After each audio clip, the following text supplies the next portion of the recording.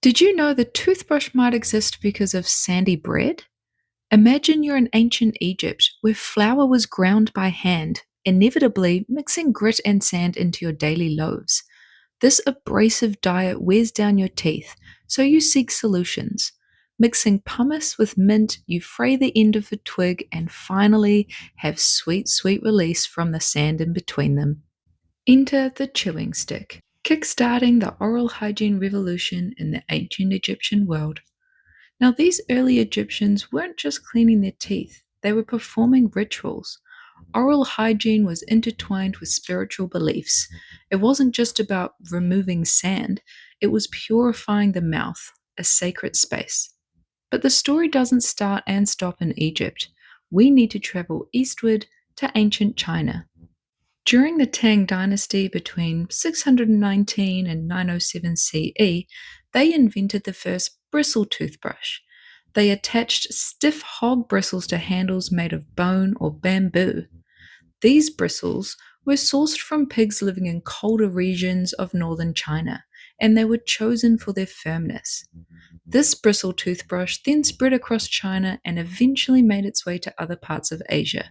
In 1223, a Japanese Zen master recorded seeing monks in China cleaning their teeth with brushes made of horsetail hairs attached to ox bone handles, and of course brought the innovation back home with him. Now let's jump continents and centuries, where we find ourselves in a cold English prison cell for rioting.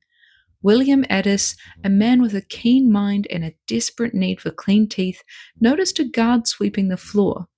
Considering the English used to wipe their teeth with rags filled with soot to clean, William saw a potential new way. So he saved a bone from his meal, smuggled in bristles from the guard's broom, and drilled holes in the bones. He then fashioned the first modern toothbrush in the Western world, all while China had been using the bristle toothbrush for hundreds of years. After his release, he started a business to manufacture the toothbrushes he had built and soon became very wealthy. He passed away in 1808, leaving the business to his eldest son, also called William. It stayed in family ownership until 1996, and under the name Wisdom Toothbrushes, the company now manufactures 70 million toothbrushes per year in the UK. Addis's invention wasn't just about personal hygiene. It was a testament to our spirit's ability to adapt and overcome even in the harshest of conditions. Let's fast forward now to the 1930s. A scientist named Wallace was experimenting with polymers and by accident created nylon. Now, his discovery wasn't just a scientific breakthrough, it was a revolution in personal care. Nylon bristles were a game changer, making toothbrushes more hygienic and accessible to the masses.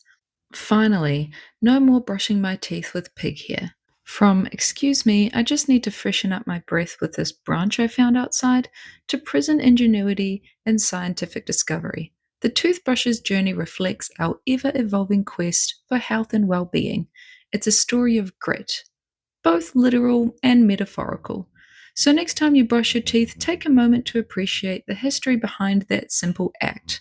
It's a journey that spans a millennia, connecting ancient Egyptians, Chinese dynasties, English prisoners, and modern scientists. Remember, even the simplest things can have the biggest stories. So, until next time, stay curious and keep those pearly whites shining.